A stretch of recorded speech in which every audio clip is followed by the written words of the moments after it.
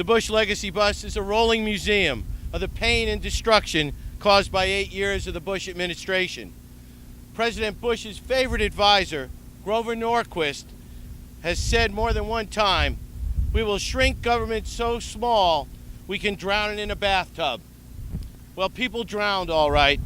They drowned when the levees broke in New Orleans, and we have pictures of this up here.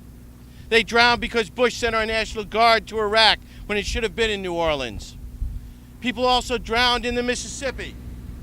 It drowned in the Mississippi when our 35W bridge collapsed. Bush repaired the bridges in Iraq while he let ours crumble in America.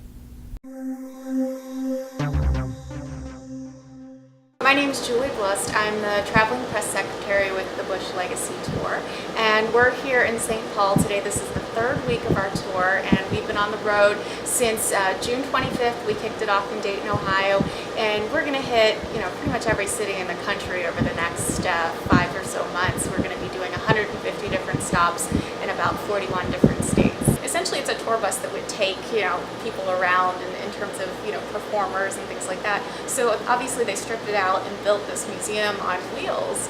A couple of the pieces, I'm sure will find another home, and the boots you see right next to me belong to Sergeant Patrick McCaffrey's family, so they'll go back to be with his family. It features exhibits on how 2 terms of failed conservative policy supported by President Bush have weakened America's security abroad while neglecting and undermining so many important priorities here at home. It's important to stress that the Bush Legacy Project is not just about Bush. It's about the failed conservative ideology he and his allies in Congress embodied. Conservative ideology rails against government, argues that government is the problem, not the solution. While President Bush's name will appear in the history books, the failures of the last 8 years cannot be chalked up to one man.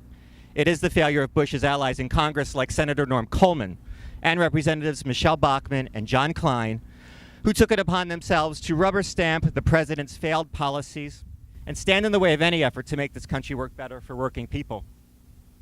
Norm Coleman voted in lockstep with this president 86% of the time in the last full congressional term. Michelle Bachmann aligned herself with this president 89% of the time, and John Klein followed Bush's lead 86% of the time. John Klein and Michelle Bachmann have gone so far as to oppose a GI Bill, which would provide Iraq and Afghanistan veterans with benefits World War II veterans received. Sadly, Senator Norm Coleman and Representatives Bachmann and Klein will leave behind legacies of putting loyalty to George Bush far ahead of Minnesota's struggling families, seniors, and veterans.